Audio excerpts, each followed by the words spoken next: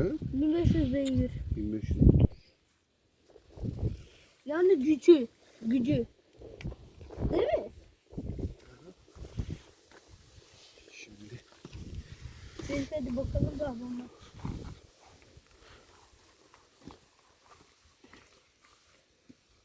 Hı, güzel.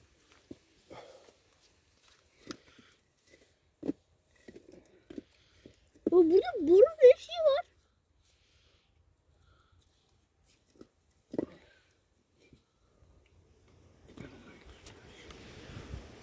Bizi bir tane daha baş bekliyoruz.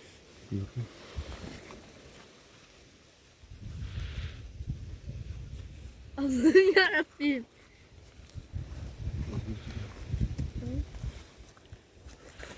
Çekildim.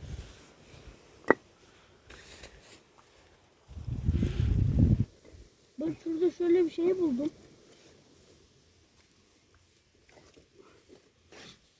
Yapma lan. Yapma. Oh.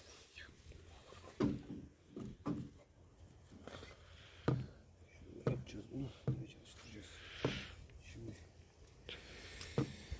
Şurada ne var? Şunu alalım. Ben biraz uzaklaşayım ya. Uzaklaşacağım. Tabii uzaklaşma. Akıllı da şarj etmedim inşallah.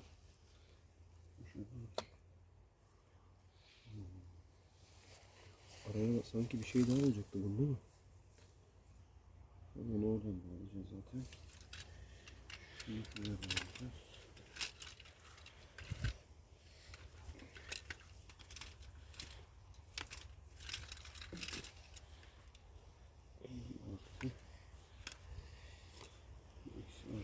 Kamera bak ben kaçıyorum. O artı.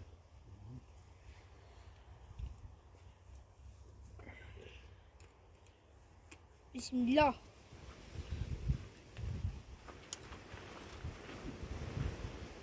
Kameramın nerede?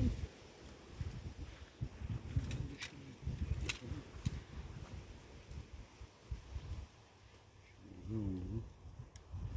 Vız. Artı. Bu eksi. Vız. Çekil bakayım.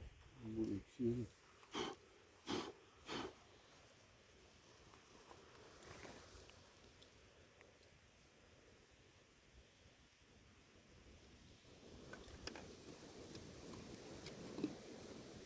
Hop.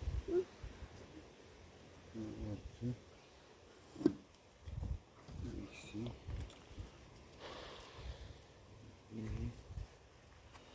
Oh.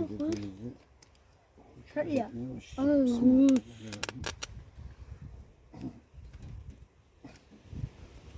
Şarj etmeye başlasın. Evet.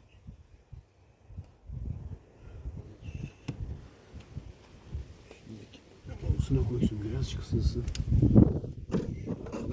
İndirelim. Takır tukur yapmasın. Suyuna da bak. Bir de suyuna bakalım. Burada şey yazıyor sanayi. Bunu sanayiden mi aldınız Enes?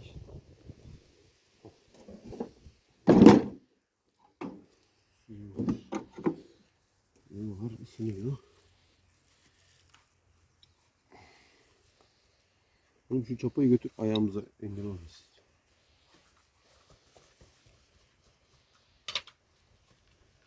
Güzelce ısınsın da. Bismillahirrahmanirrahim.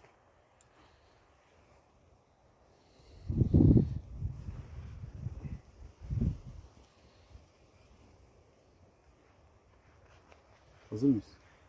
Evet. Shift testler boşta. Stop çekili değil. Ya Allah. İçeri. O çok korktum. Korkacak bir şey yok ama. Pus dedi ya. Başı geçiyor. Pus dediği için korktum. Bu içeri yapıştır.